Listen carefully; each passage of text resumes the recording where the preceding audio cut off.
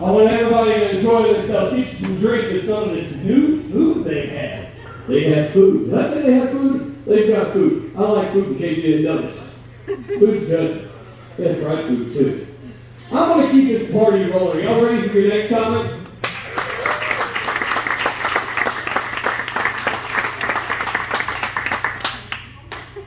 I'm going to keep this party rolling. Y'all ready for your next comment? Bring my very lovely friend of mine. You might have caught him slipping out your wife's window late at night, leaving a trail behind him. Give it up for my good friend, Andrew Glitterbeer. Features.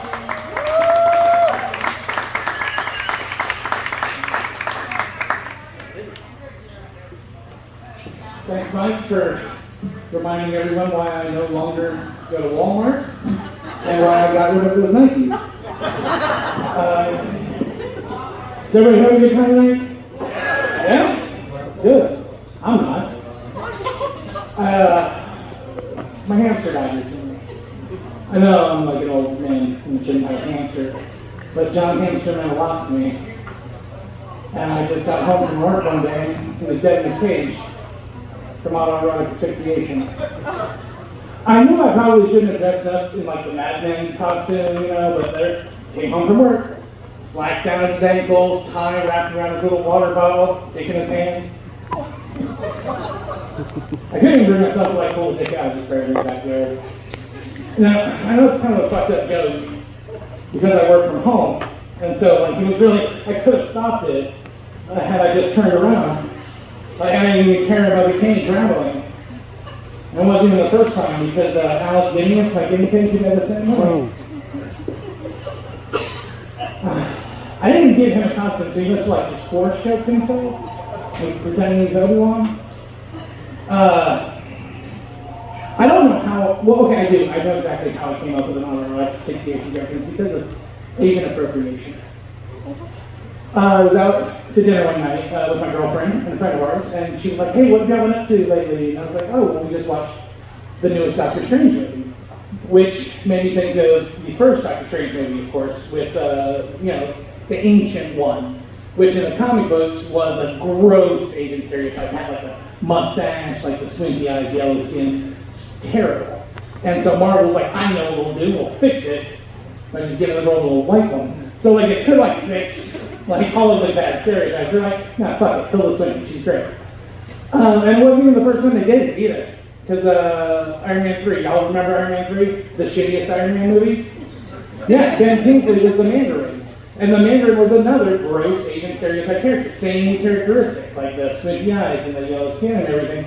And they're like, oh, we could fix all that, or fuck it, give it to Ben Kingsley. We just fix everything. And then there was like the big outcry after they fucked up twice of Iron Fist was coming to Netflix. And there was like, everybody, we could just give it to John Cho. The only thing that matters is the character's American. They can be Asian still, and we don't have to like do all of that theft. But no, they gave it to the guy that was fucking Renly Baratheon in the first season of Game of Thrones. And so it's just Asian appropriation across the board, right? But then I thought about Iron Fist, and it was a direct steal of the television show Kung Fu, which starred David Carradine. It was supposed to star Bruce Lee. He created it, but we couldn't actually have an Asian man on television as anything other than a chauffeur, cough, Green Hornet, cough. And of course, David Carradine died from autoerotic asphyxiation. So that's where the joke came from. I was like, there's a joke in that. I can have a pet die. It'll be great. Like, ooh, it can be a dog. Because, like, put them on a leash, take the dog park, they can reach it with their mouth, so, like, it can happen in front of children. But I think, like, half of y'all would just be sad about my dead fake dog. And I don't think that I could do that to you or Charles Barkley. And so, I was like, okay, well, if you get a cat, you ever put a fucking collar on a cat? But you had a breakaway collar. Shannon Meow is not going to go anywhere near that shit. He's not going to die from autoerotic asphyxiation, even though he too can reach it with his mouth. Now, this isn't to kink shame David Carradine. I wouldn't do that. Okay? I'm not going to kink shame every name. That's why I don't cut up the plastic rings whenever I drink a six-pack, because I don't know what sea turtles do too. Terry Russell's been around for 175 years. He's seen some shit. He might want a new thrill. I don't know. You know Dr. Finn the dolphin, he seems good. I read a BuzzFeed article. It's a listicle of like top 10 things that will die from autoerotic asphyxiation. Number 6 will shock you. It did shock me because it was all these fake pets that I'm talking about. There's another link in that same BuzzFeed article telling me about how outdoor cats are actually killing a lot of birds. Like, they're causing birds to go endangered and extinct. But that's not what killed my bird, Parrot Mason. You guessed it, autoerotic asphyxiation. Came home from work, head in the cage, talon in the cloaca. Didn't even have the heart turned out. It was buried in the backyard next to the hamster, the guinea pig. I actually got feet shanked myself once. I was in the hospital. My mom was visiting, so you know how that happens. I was in because I had congestive heart failure, and the nurse came in, she's like, take my blood and everything, and then she was like, and my mom literally says to the nurse, I'll just smack him around, he'll do whatever you want. I'm like, Mom, I have a heart condition, what the fuck? Why are you telling her to smack me around? Doctor came in after that, my mom left, he was telling me all the shit that's killing me. Apparently Taco Bell was killing me. Who knew? Whiskey was killing me. Smoking, obviously killing me. Macaroni and cheese is killing me. Macaroni and cheese. Did you know that there's 480 milligrams of sodium in a single serving of Kraft premium macaroni and cheese? It's a fucking lot. Did you know that there's more than one serving in the box? Because I sure as fuck didn't. I was cutting up a pound of andouille sausage and putting it in that shit, and that was lunch. But I mean, it put me on. I mean, I ended up dieting, and I lost like a lot of weight. I lost like 80 pounds. I know what some of y'all are thinking. He is way too fucking fat to have lost 80 pounds. Like, what the hell happened? And it's I found it again. But like whenever I was skinnier, like people were so proud of me. They're like, you lost 80 pounds? Wow. Like, it's weird that losing 80 pounds is a great thing. Like, if the TSA lost 80 pounds of your luggage, how are you feeling? How are you explaining that to your boss on your trip back from Colombia, that the TSA lost 80 pounds of your luggage?